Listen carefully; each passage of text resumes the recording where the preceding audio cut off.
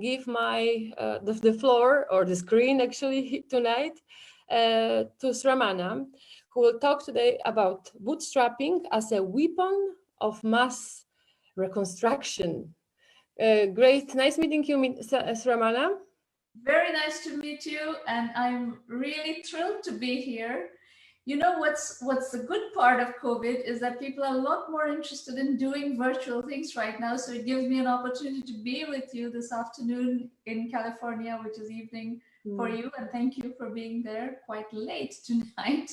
But it's really fabulous to be able to, dialogue with you and exchange ideas. So tell me what you want me to do. I can explain to you a little bit of my point of view on how we are going about learning and teaching entrepreneurship, what I have learned in my career. And then the most of what I want to do today is to, take questions from you and answer your questions and dialogue with you. Does that sound good? Yeah, perfect. So once again, thank you for spending this time with us. I know that there are over 400 people sign up for this meeting with you tonight, especially that it's Saturday evening. So I'm really impressed by all of them. I'm thrilled. That might show actually that people are really interested how they could grow a business using your methodology or your tools. So perhaps it would be great to know why do you think bootstrapping is better than VC money, and actually what Polish people could get by enrolling in your course. Sure. So let me start by giving you a little bit of a background of how I came up with this and why. Perfect. It will give you the philosophical premise of where I'm coming from and why this is important for you to understand. So, but I'll preface everything by saying that I grew up in the heydays of venture capital in Silicon Valley. So I came to Silicon Valley. I was a graduate student at MIT in computer science in 1993 to 95. And in 1994, a company called Netscape went public. That is considered the beginning of the commercial internet.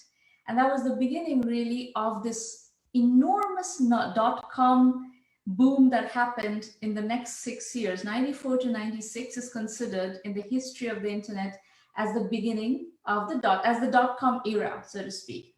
And that is the time when I was a young entrepreneur. I moved to Silicon Valley. I started my first company as a graduate student at MIT, and I soon after moved to Silicon Valley. I didn't finish my PhD at MIT. I took my master's. I went on to do my first company, and then second company, and third company, and decided to be based in Silicon Valley. And at that time, Silicon Valley talked only about venture capital.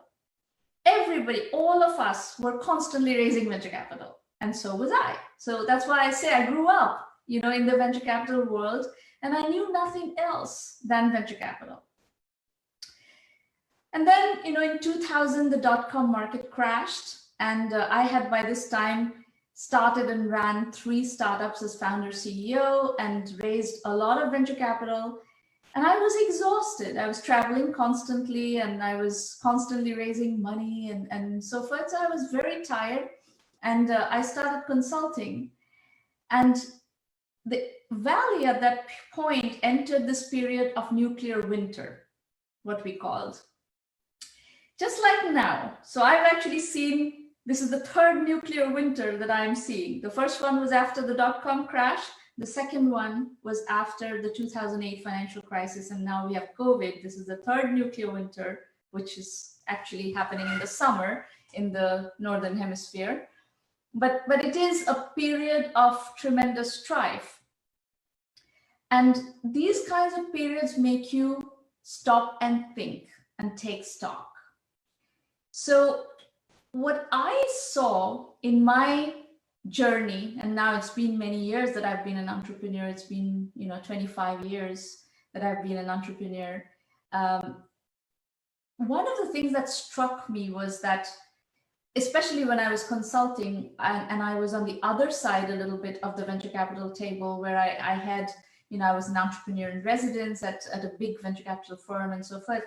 Entrepreneurs were coming with ideas that looked to me like perfectly fine businesses, but VCs were rejecting them. And that's when I started kind of really evaluating, what is it that VCs are doing? The VCs seem to be in the business of saying no. 100 companies will come to you in a month. As a VC, you're going to say no to 99 of them and maybe say yes to one. And what struck me were two things. One is VCs are trying to go from $0 to $100 million in revenue in 5 to 7 years. Now, this is not normal state of business. Very few companies grow at this kind of hyper growth pace. This is very high velocity growth. Most ventures do not have the characteristics of this kind of hyper growth, and all the VCs are looking for are these kinds of companies. So obviously, most companies that are coming to them don't fit that framework. And my thinking was that, well, just because they don't qualify for this hyper growth doesn't mean that they cannot be successful companies. So then I started looking at how companies can be built outside of the venture capital model.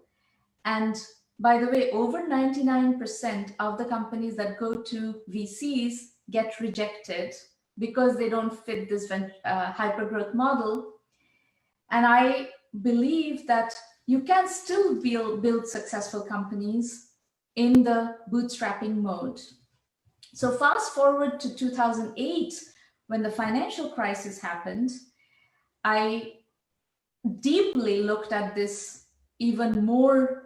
And that's when I actually wrote this book, Bootstrapping: Weapon of Mass Reconstruction. And it really delves deeply into bootstrapping methodology. And then in 2010, based on all that research, we launched 1 Million by 1 Million, which is the first and only global virtual accelerator in the world. And our mission is to help 1 million entrepreneurs reach $1 million and beyond in annual revenue. You have to stop and consider this mission very carefully. I did not say we're trying to finance 1 million companies. I don't care if 1 million companies get financed or not. I care that these companies get customers, revenues, and profits. That's what are the ingredients of a successful, sustainable venture. Do not chase investors. You need to chase customers. So you prefaced, Eliza, this conversation by saying that entrepreneurs in Poland are falling into the same trap that we fell into in my youth as a young entrepreneur, naive, not knowing better, in this trap of chasing venture capital at all other costs. That is wrong. That is absolutely, completely wrong. So, yeah, go ahead. I'm actually Chief Innovation Officer at Polish Development Fund, which is a fund of funds that actually is distributing this money to VC funds. And we went, as Poland, I think we went into the trap of EU money. We had lots of grant that even you don't have to give back to the bank or to investor. After a few years, we started to be focusing more on venture capital. When I really like the sentence you said that you have to chase the customer, not the venture capitalist. That's right. Although the perception of a young entrepreneur is always chase investors. Give me the money. Exactly. How can I get the money to build my business? When I absolutely agree with you that the client should be the main source of the capital to the company. Right. And this, what you're pointing at, is the biggest problem and one of the biggest reasons why entrepreneurs fail. If you go to investors too soon, you will inevitably get rejected, because investors are trying to invest in validated businesses. which means that you need customers for investors to be interested in you. If you go to investors with a concept, there is no way they're going to invest in you. So we have a saying in 1 million by 1 million, which is kind of the underpinning of our methodology, which is do not go to VCs as beggars, go as kings. Good one. Right? Yeah. If you can validate, and if you have customers, if you have proof points, if you have, especially if you have paying customers and you can show that there is product market fit, then you don't have to chase VCs. VCs will chase you. And one of my most profound moments of learning personally was in 2007. At the time, I had already started writing my blog for 2 years. This blog was started in 2005. It was the very beginning of technology blogs. Nobody was writing. Nobody even knew what blogs were at the time. And I had this friend who was a famous journalist, and he's like, "You are so opinionated, Sramana. You have to start a blog. You have to start writing." I'm like, "What is a blog?" So that's when I started writing my blog, and it became very popular very early because nobody was doing it. Very few people were writing technology blogs who really understood technology. I'm an MIT computer scientist. I understand technology at pretty much the deepest level possible. So what happened was this guy called Sridhar Vembu, this very, kind of unknown. Nobody knew about this guy. He shows up in my living room in my house in Menlo Park. I live literally 5 minutes from Silicon Valley, which is the heart of, 5 minutes from, actually in the middle of Silicon Valley, 5 minutes from Sand Hill Road, which is on both sides of Sand Hill Road. All there are venture capitalist offices. So in this setting, I am talking about, do not go to VCs as beggars, go as kings. So I'm going against the grain of Silicon Valley. In 2007, this guy comes to my office and pitches me a company called Zoho. Zoho, he tells me, in 2007, has no venture capital and is doing great revenues and has product market fit. And he says that he never wants to raise venture capital. And I listened fascinated, and I listened fascinated for the next 10 years. And still listening, because the company now is close to $1 billion in revenue with no venture capital. And why did he inspire you so much? What was in his story so amazing that you decided to actually show his example to the rest? To the rest, exactly. Very good question. What I was looking for, by this time, I'd already figured out that the entrepreneurs were blindly chasing venture capital and ignoring the fact that you can build serious companies without venture capital. Entrepreneurs were taking the no from VCs as the last word, as the final word on their ventures. Being rejected by a VC means that you cannot build a successful company. And here was Sridhar Vembu showing me that is not true, right? And then I started really trying to understand the discipline of how people do that. And in that process, today, of course, it's been many years. We have run 1 million by 1 million for over a decade now. So I have a very clear methodology of what we are teaching our entrepreneurs. And as I said, the philosophy is not that we reject venture capital. We don't. What did I say? Do not go to VCs as beggars, go as kings. That means that I'm not discounting venture capital as one of the tools of building successful companies. I'm acknowledging and I'm respecting the fact that VC is one of the tools in the entrepreneur's toolkit.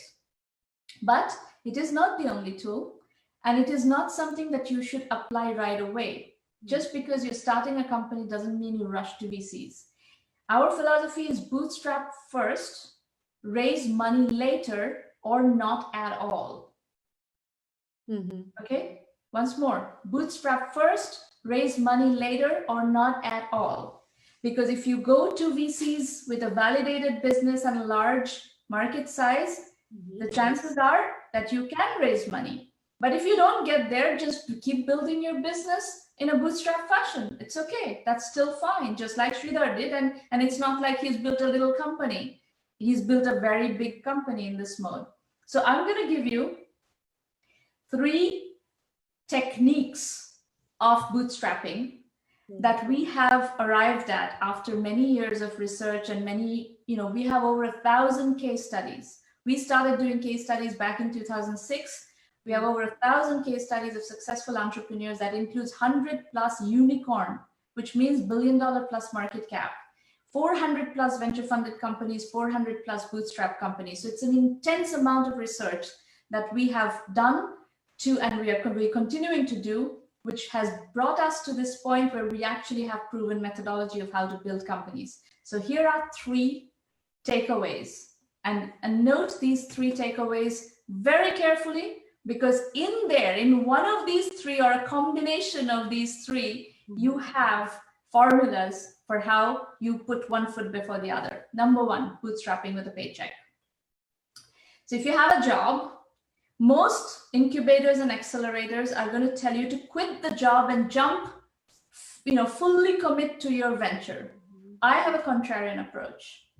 I have done case study after case study of entrepreneurs who have bootstrapped with a paycheck, holding on to their job and starting to build their companies. First thing you have to learn. First time entrepreneur's journey is a tremendous amount of learning. We can help you with that learning. Our platform is perfectly set up to do online learning at your own time. Even if you have a job, you can study. Nights and weekends, you can study and you can figure out what is the methodology, how do you put one foot before the other, and you don't need to bumble into a bunch of mistakes that are perfectly avoidable mistakes.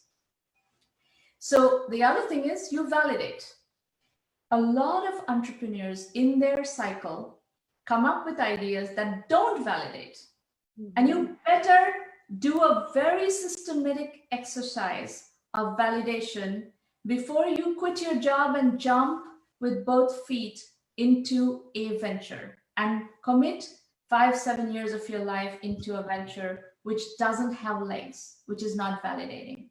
So if you have such a situation where you have come up with an idea, but the idea is not validating, I would prefer that you do that in validation process while you have your job, and you kind of invalidate and move on to the next idea and the next idea. Maybe it will take you 2 years to come up with an idea that does validate, and then you execute on that, you achieve product market fit, and then you quit your job.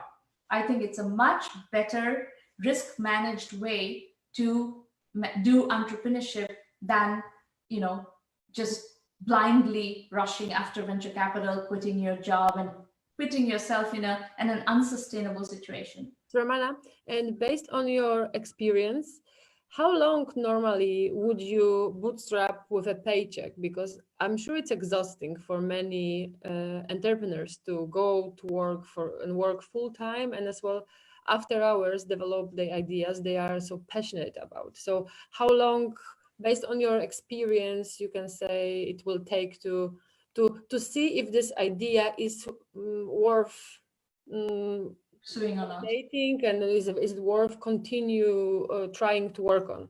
Is it 2 years, as you said? No, the answer is very case specific. Mm-hmm.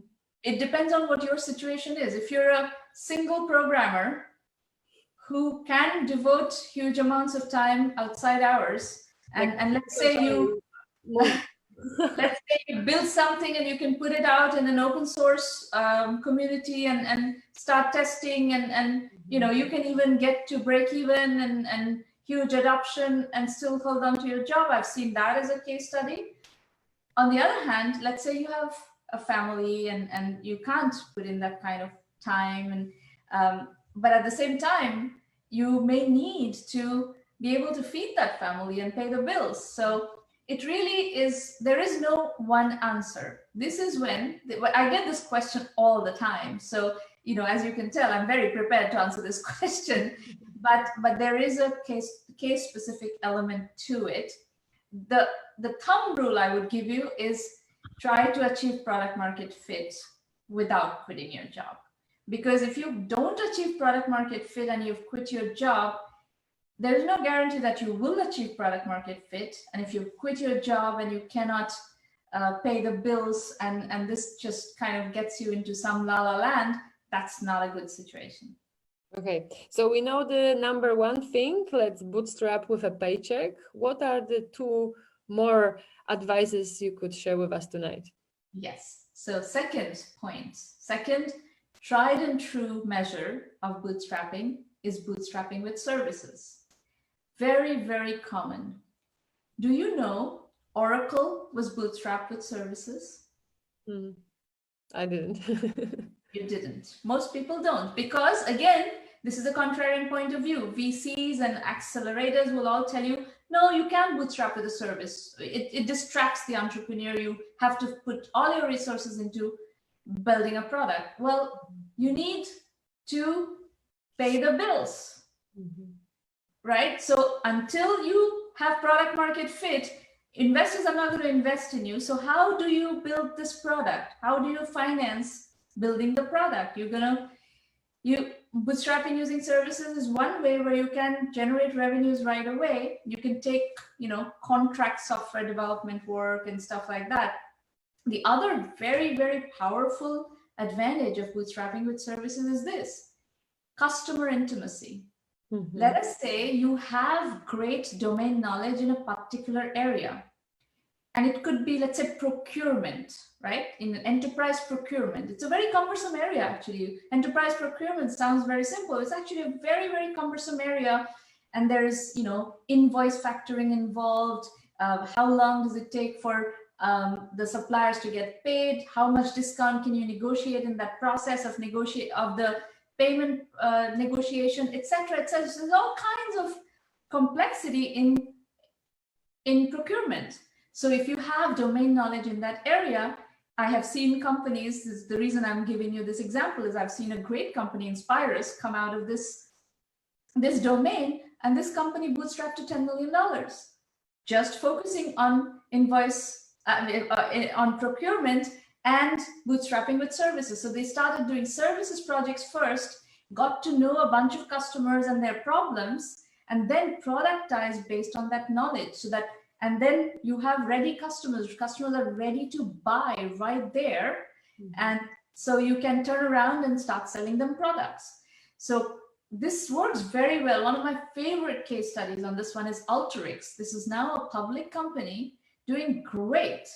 And this company, I first met the entrepreneur in 2013 when he came to pitch me his story. I wrote about the story. If you go to our blog, you'll find the case study, bootstrapping with services. So the other advantage of bootstrapping with services, again, is you build up product market fit, you build up customers, you build up customer traction, you build up revenues. And now you're going to VCs as kings because the VCs are chasing you. You're not chasing VCs. And that's a great situation to be in. So that's my point number 2. Point number 3.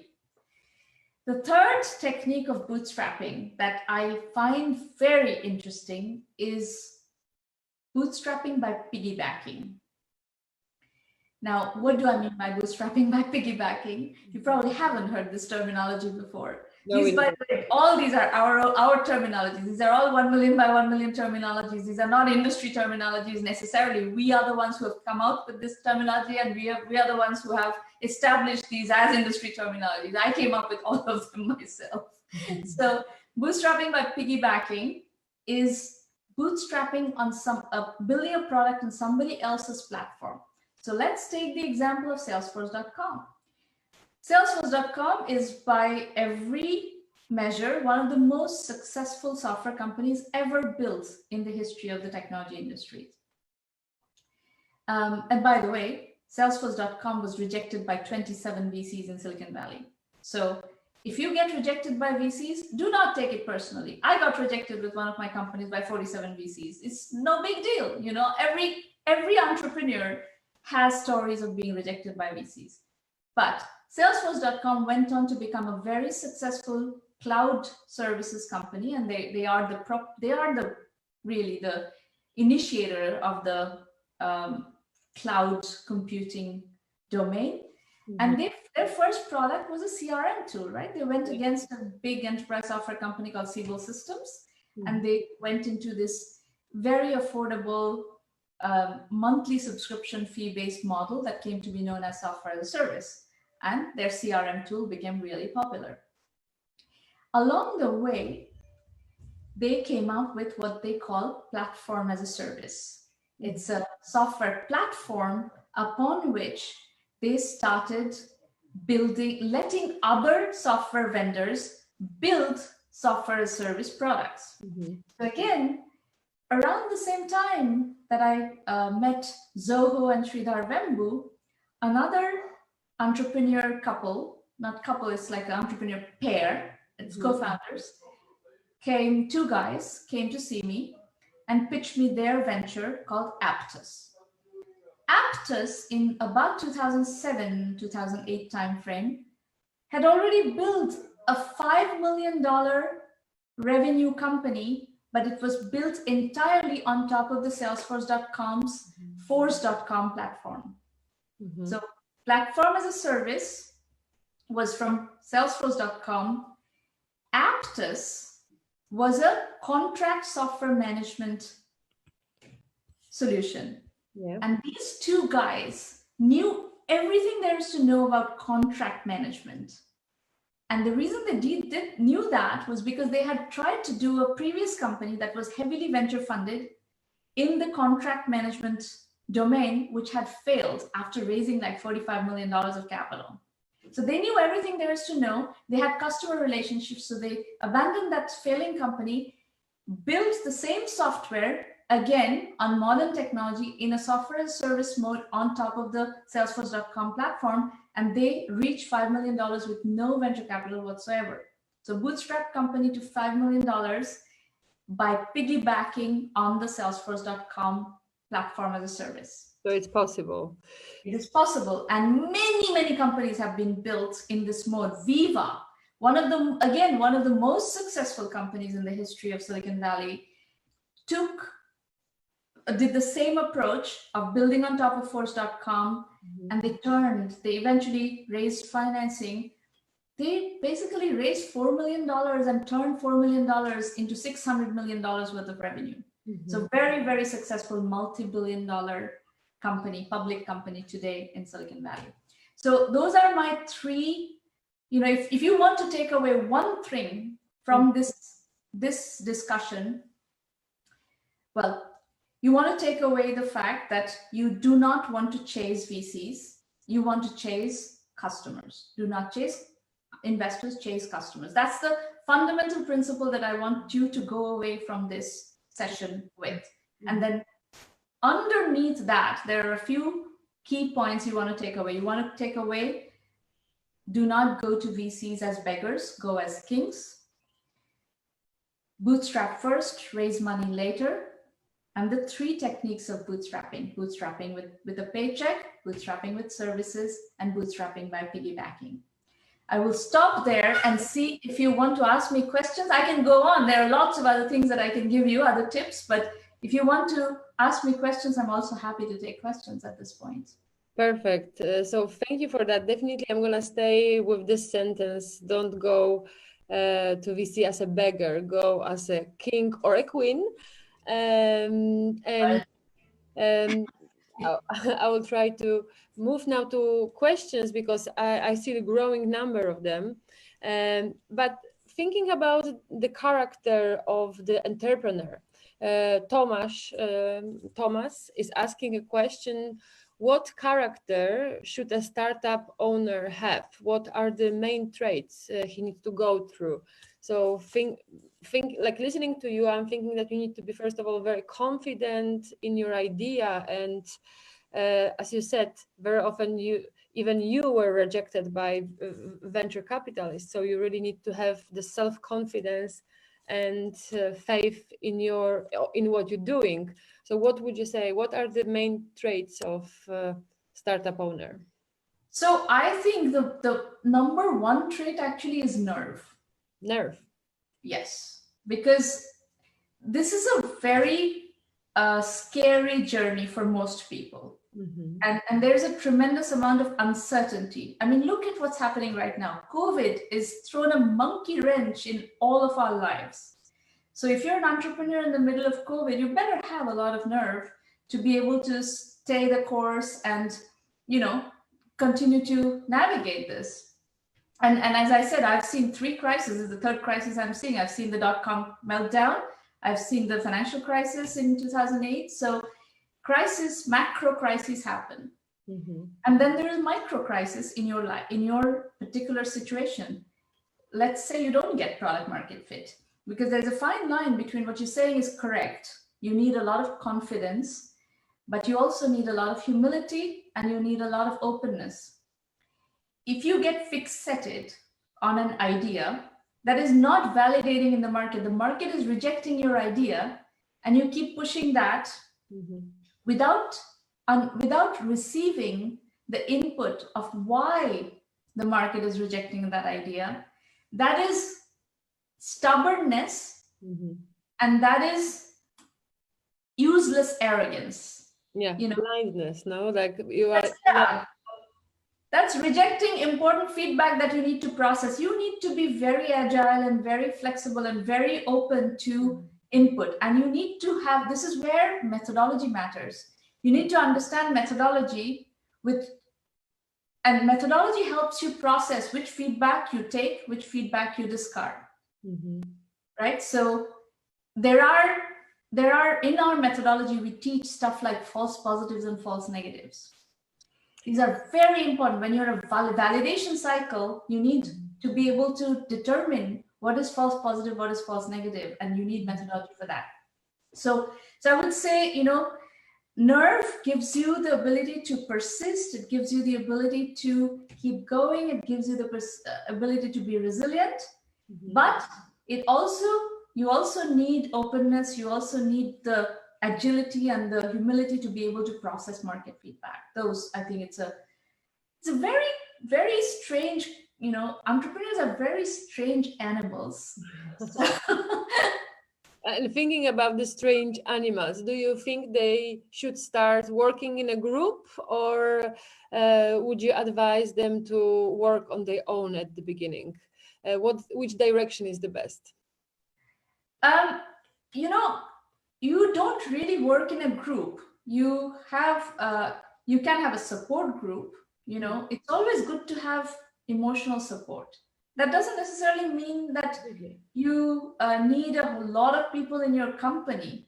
I've seen a lot of solo entrepreneurs succeed as well. And in these days, you can hire, you can build virtual companies. I run a virtual company. I chose to build 1 million by 1 million as a virtual company. My first 3 companies were not virtual companies, but this one is a virtual company, and that's how I chose to build it. And for solo entrepreneurs, building virtual companies is a real option today. And that's a very good option because it has a lot of flexibility and a lot of cost advantages. But you also need emotional support. So whether it's from friends or family or fellow entrepreneurs, you do need an emotional support base, because it is a very tough journey. So it's very taxing on your nerve, which is why I keep saying nerve is really important.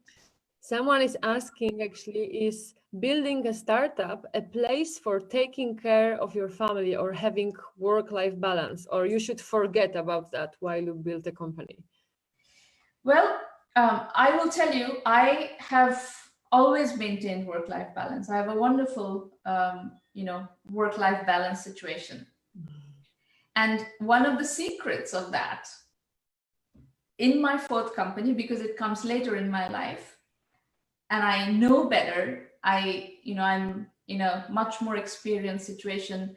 I was actually offered venture capital right at the beginning of this journey. In 2010, when I was starting 1 million by 1 million, by this time I knew, a good part of Silicon Valley. I had friends in the venture capital business. They were all willing, many of them were willing to write checks.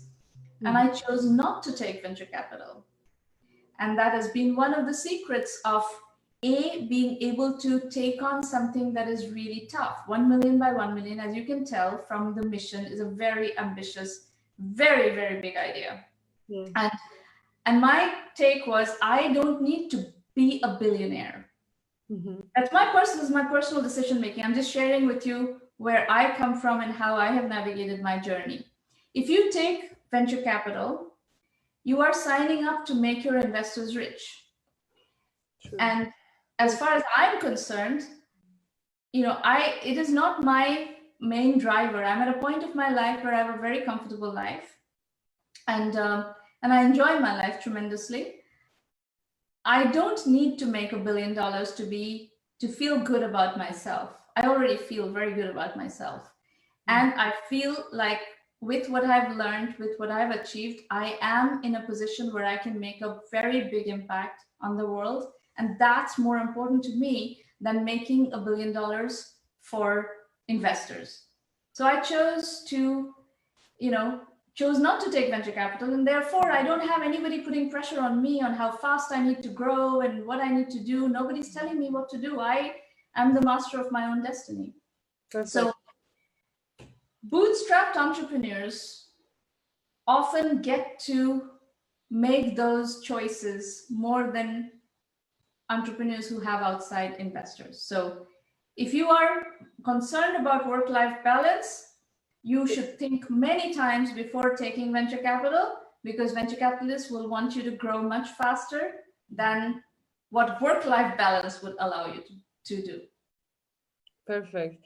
And how do you think that the world after COVID will slow down? How some people are asking questions about how the last 3 months have changed Silicon Valley and how it will change in the future. So, I look at COVID as an anthropological event. This is once in a century kind of event where things change, change that would have otherwise taken 10 years to come are coming in 3 months. Mm-hmm. And one of those changes that are actually working in favor of the digital citizens. We are part of the digital economy, right? We can work from home. I, in any case, work from home. I run a virtual company. Nothing has changed in my lifestyle. But for most people, if you look at what Mark Zuckerberg is saying about Facebook, is that he is going to go to people in the company in Facebook can work from home forever. Not just during COVID, but forever. So this is a big trend, right? You can work from anywhere. That means that Silicon Valley or these hubs are becoming less central. And my vision with 1 million by 1 million has always been distributed entrepreneurship, distributed development. I don't believe in this hyper urbanization and being concentrated so much. I come from India, right? If you go to these mega cities in India, whether it's Bangalore, Mumbai, Delhi, Calcutta, they are mega cities, 14 to 20 million in population, incredibly polluted, incredibly congested, shitty quality of life, okay? I don't think this is very happy. This creates very happy people. So I think, this is a major trend, and the Silicon Valley way of thinking, the ability to solve problems with technology, build products, build services, build solutions that you can sell, create digital solutions that you can sell online or through phone conferences like this and so forth, and build businesses and build livelihoods. This is a wonderful model. That is at the core of Silicon Valley. Silicon Valley is not really a place. It is a place, but it's also a mindset. Mm-hmm. And that mindset is what I wanted. When I started 1 million by 1 million, this mindset is what I wanted to distribute globally and educate a global population of entrepreneurs to learn this methodology, this mindset, and build businesses. So in that, I think COVID is accelerating that distributed development model. And I think the people who are going to build digital businesses are going to do very well. In the post-COVID era, this mindset is going to accelerate. And I think you're all going to do very well. Just follow the methodology. There is a methodology to learn. Don't just try to reinvent the wheel. The methodology is there. It has been invented. Learn it. Don't try to reinvent the wheel. Yeah. Follow your steps. But I think that a lot of people recently complained about San Francisco, that it's too expensive area to live in. So maybe this decision of working from every place in the world and doing big things will allow us, well, as your work is democratizing democratizing the education, access to education. So it might maybe in the future as well democratize access to capital, because you don't have to be there. Yeah, it already is democratizing access to capital. If no matter where you are in the world, if you build a business following the methodology that I am championing, this bootstrap first, raise money later methodology, if you come to me and you have followed this methodology and you have validated, you have achieved product market fit, and you have TAM with which to build a significant sized company in a high velocity mode, if we can get you to that, I can get you funded no matter where you are. Right? So companies, whether you're in Poland or in Chile or in Greenland, it doesn't matter. If you can follow this principle of validating your business and creating the pieces necessary to get to convince a venture capitalist that yes, you have a good business here, I can get you funded, no problem. And is this because I'm sure it's easy to talk about bootstrapping when you talk and think about software.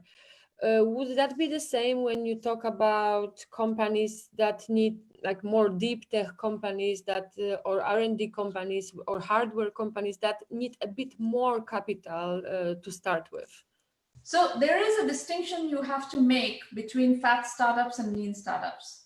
So if you have a lot of deep tech that you need to build before you can achieve product market fit, that is a problem. Like, for example, chips, semiconductor chips are very difficult to bootstrap. You can't really bootstrap a semiconductor chip. Yeah. However, if you're doing software, even if you're doing deep tech, if you're doing software and you are a tech, software engineer yourself, you can actually do bootstrapping using services and still do deep tech, still do fat startups in a bootstrap mode. We have methodology for that. So I will leave a bootstrapping idea on the side for the moment, because we have lots of ladies taking part in this webinar tonight.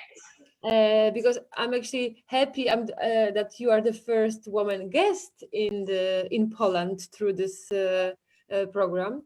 So there's many questions from ladies, or as well from guys.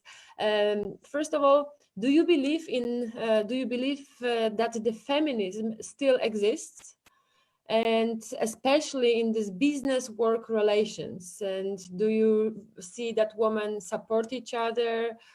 Because the person who asked the question is a man, and he's saying that he's a little bit skeptical about that. Well, I'm sure you're very familiar with what has happened in the Me Too movement in the last couple of years.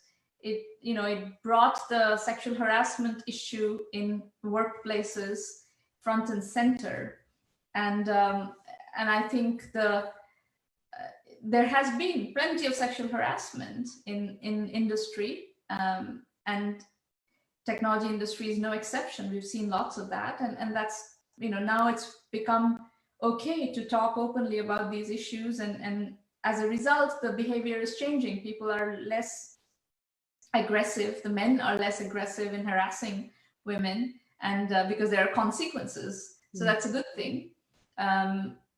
Now, I have always believed, by the way, this is something I will tell you, my personal belief is that if you're a woman entrepreneur, the rules are not different.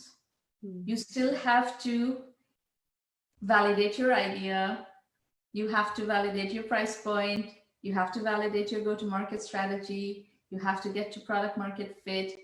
The rules of engagement are just the same. So if the methodology of being a successful entrepreneur is the same, whether you're a woman or a man, and if you go to investors with the right set of proof points, most investors will not reject you because you're a woman. That is my experience. That is, even though a lot of people are making a very big deal about, there being sexism and bias against women and so forth, I personally don't believe that. So you believe that once you enter to the group, you should play by the rules the group is playing with. Yeah, well, it's, there again, I believe in methodology. Mm-hmm. I'm a very big believer in methodology. If you follow the methodology, you have a lot lower chance of getting tripped. Mm-hmm.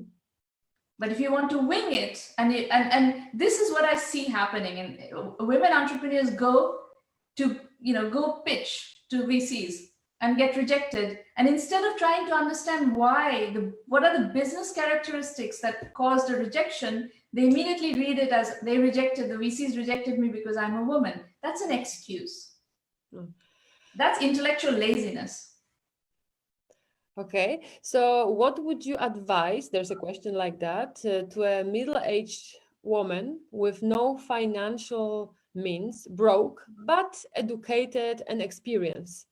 She's asking, is it worth to consider and to establish her own business or to remain just a frustrated employee in somebody else's company? I don't know what your skill set is. I need to understand a bit more of what is your skill set. I am, again, just like I'm a believer in methodology, I'm also a big believer in domain knowledge. Mm-hmm. If you have domain knowledge, and there's another term that you should get familiar with called unfair advantage. Mm-hmm. What is your unfair advantage? What do you know that other people don't know?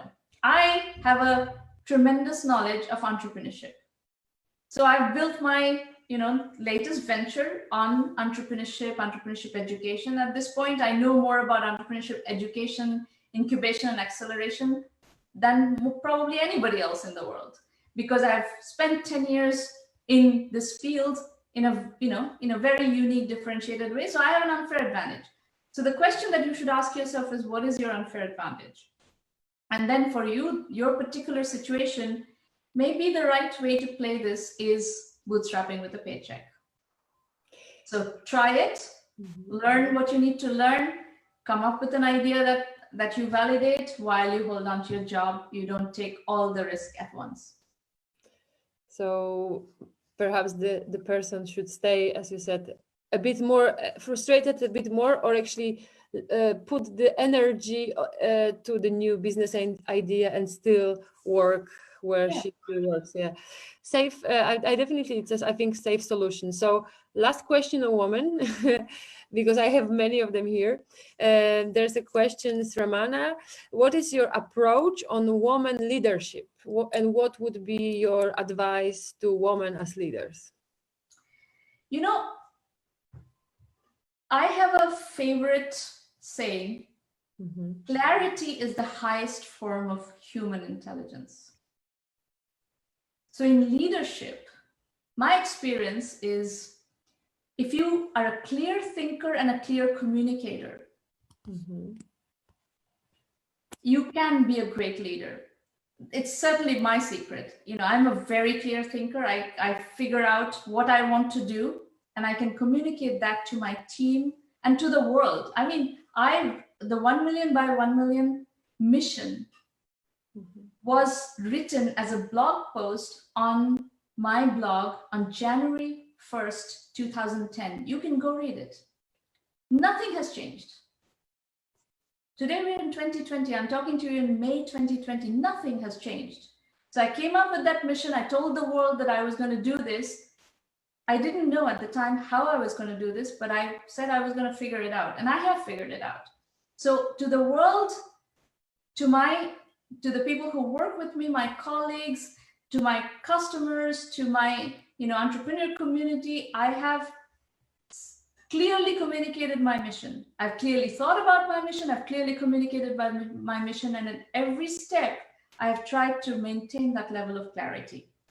So I think, my personal experience is clarity is one of the great secrets of leadership, both clarity of thought and clarity of communication.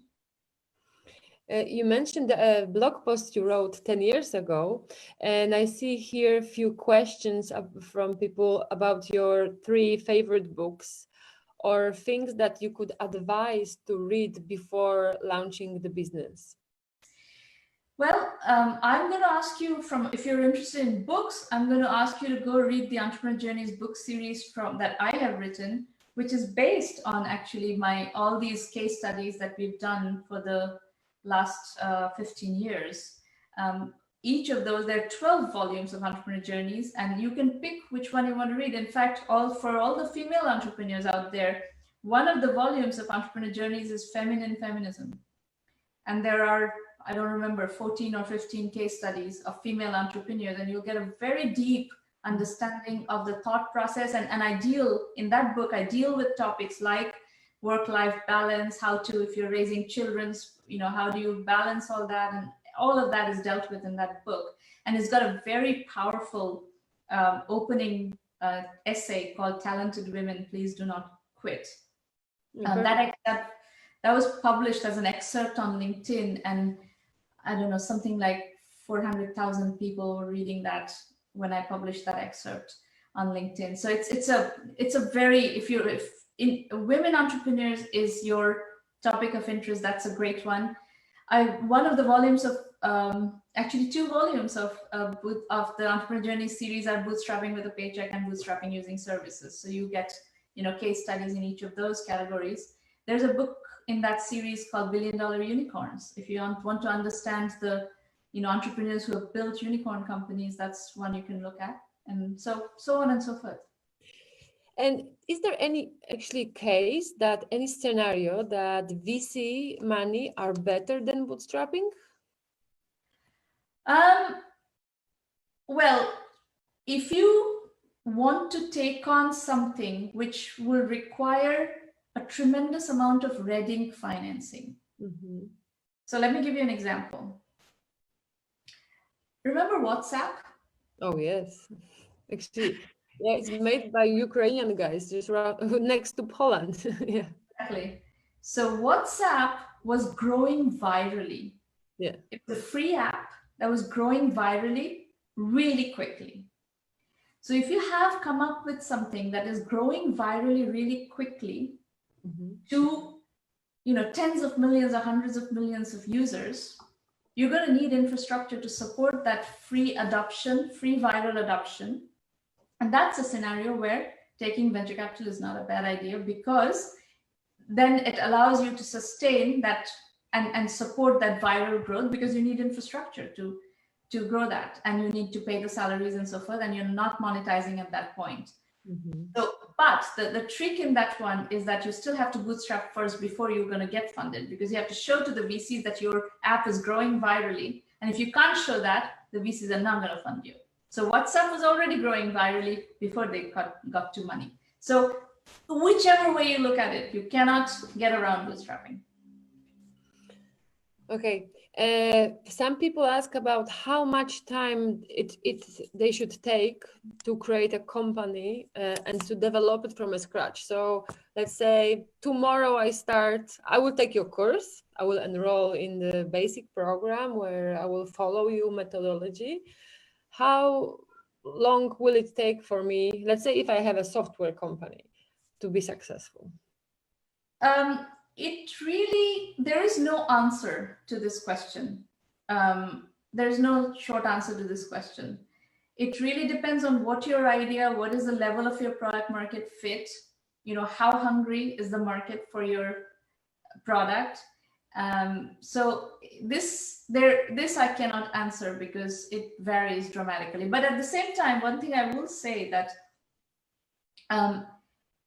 the VC requirement is you go from $0 to $100 million in 5 to 7 years. That is not a general requirement, right? I've seen lots of case studies where entrepreneurs have taken, like this Sridhar Vembu case study. He waited. So he built this little cash cow business on a piece of software that was like a small piece of software. It took him 10 years, or at least 8 years, to build like a $5 million company. And then he used some of the profits of that to build the Zoho product, which became his big success. And that's now getting him to $1 billion in the next 15 years.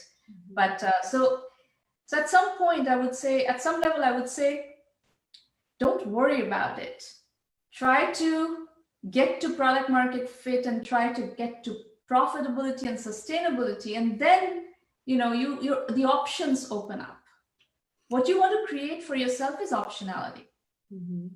And when talking about optionality, would you suggest that some specific industries are worth entering in the future? Would you advise, I don't know, to focus on artificial intelligence, or Yeah. are there any other trends that are hot Yes. at the moment in Silicon Valley that you could share with us here in Poland?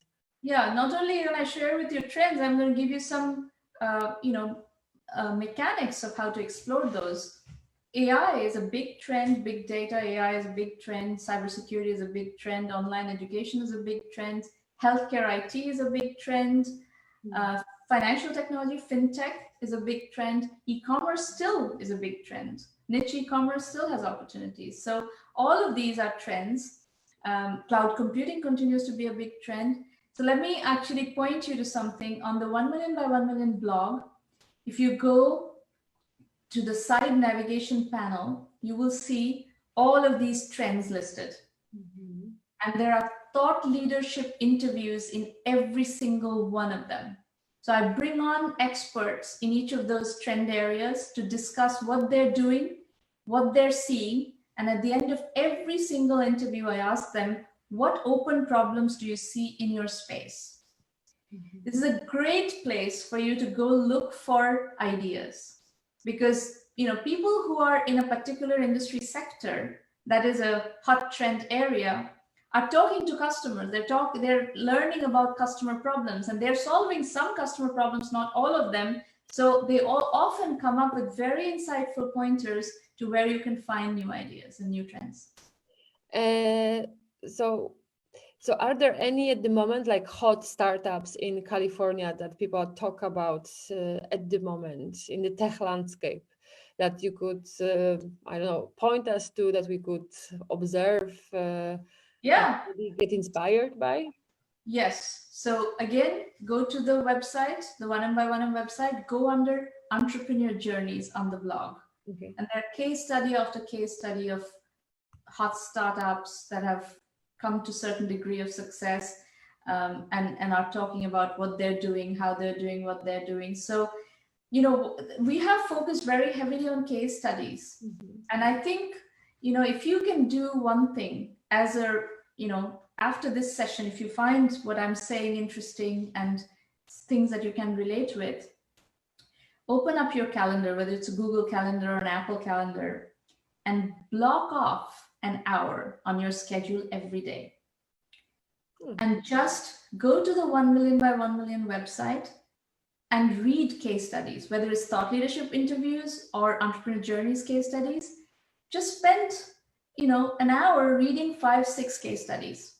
This is equivalent. The experience will be equivalent to sitting down with a successful entrepreneur and having a coffee or a lunch. And you do 5 or 6 a day, do it for 30 days, you will find inspiration and you will find confidence, that because each of them have done something from scratch, right? So you're getting into the brains of these entrepreneurs who have done it and who are sharing very generously, very candidly how they've done it.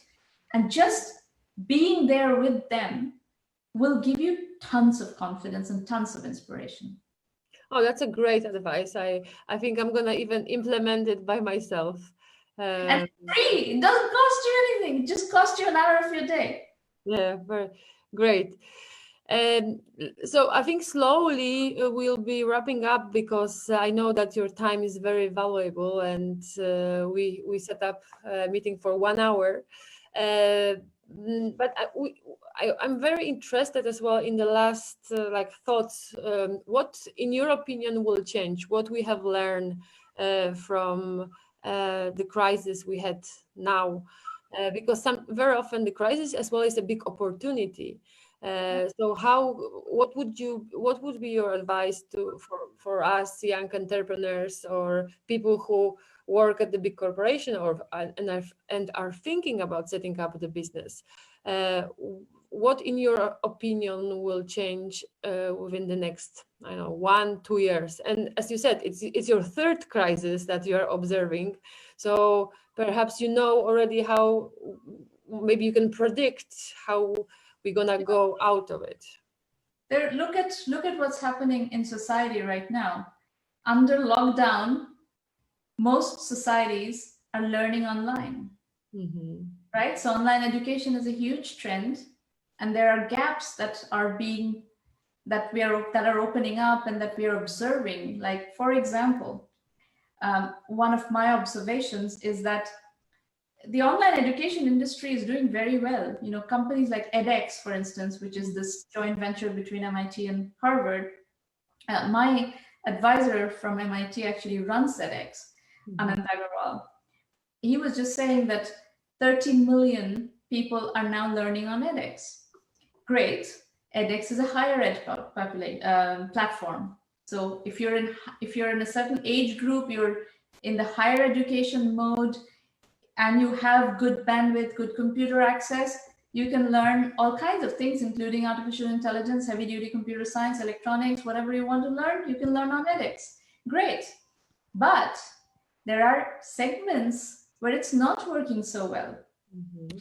Like in K through 12, children's education. You know, right now we have all these children trying to learn from home, and we have, in the first wave of online education, we went from a lecturer, you know, a teacher as a lecturer, lecturing from stage, lecturing to an audience.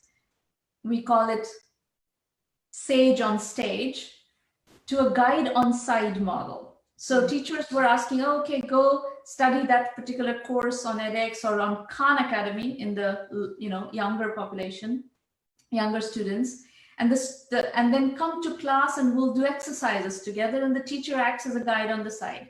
This was becoming already a change in the classrooms, and the model was changing. Now we have sent everybody home, so the teacher is not even a guide on the side. Yeah. The children have to learn completely on their own. And sometimes you have, maybe if a child is trying to learn calculus at home and you want the parents to be the guide on the side, they can't do it. Most parents are not equipped to teach high school calculus. So now we need to figure out how to do real online learning completely in a self-learning mode. And that's a very different design principle for these products. And a great example is Duolingo. I use Duolingo to learn French. It's a wonderful gamified language learning app. And I think you need to apply these principles of self-learning, complete total self-learning, into every domain possible so that people can just learn on their own without needing, teachers to help out. Yeah, absolutely. I agree with you totally, because even last week, Cambridge University, one of the most popular university in the world, announced that the whole next year they will do the next 2 semesters will be absolutely only online. So the world is changing.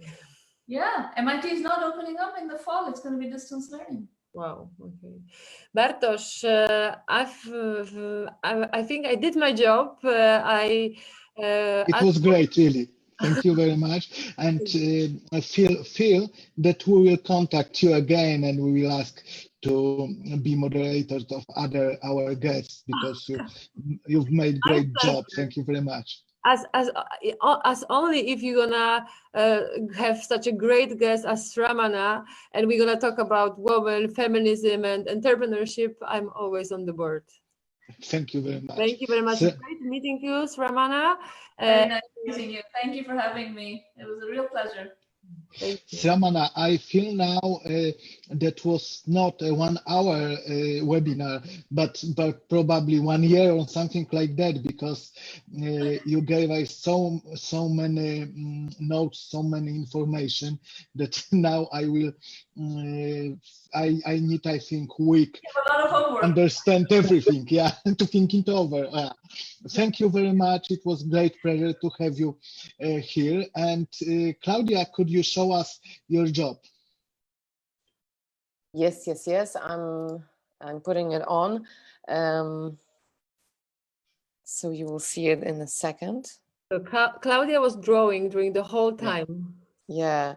Yeah, and I was, Shramana, thank you very much. That was really, really inspiring. I realized that you know, my piece of paper, although it's not really a paper, but a digital paper, went gone. I mean, I was missing space to add, you know, information you were giving. So here you can see, let's say this part, this little part is showing the process, like 3 crises, and this thought that you have that we shouldn't be chasing for venture capitals, but the customer, if anybody, then customer. So being the king, I mean, going to venture capitals as a king. Here, 1, 2, 3, you can see the 3 big advices that you gave, and also all the rest is like put it somewhere around. Wonderful. So I know that very graphic. Okay. Yes. Oh, and if I need to find one favorite part, this is the my personal favorite. I'm not sure if the name of Aptus is written correctly. APTTUS, I think. I can't All right, so it's a PPT, a PPT, and what? No? APTTUS, I think. US. APT. 1 P, 2 T's. One. Wait a second.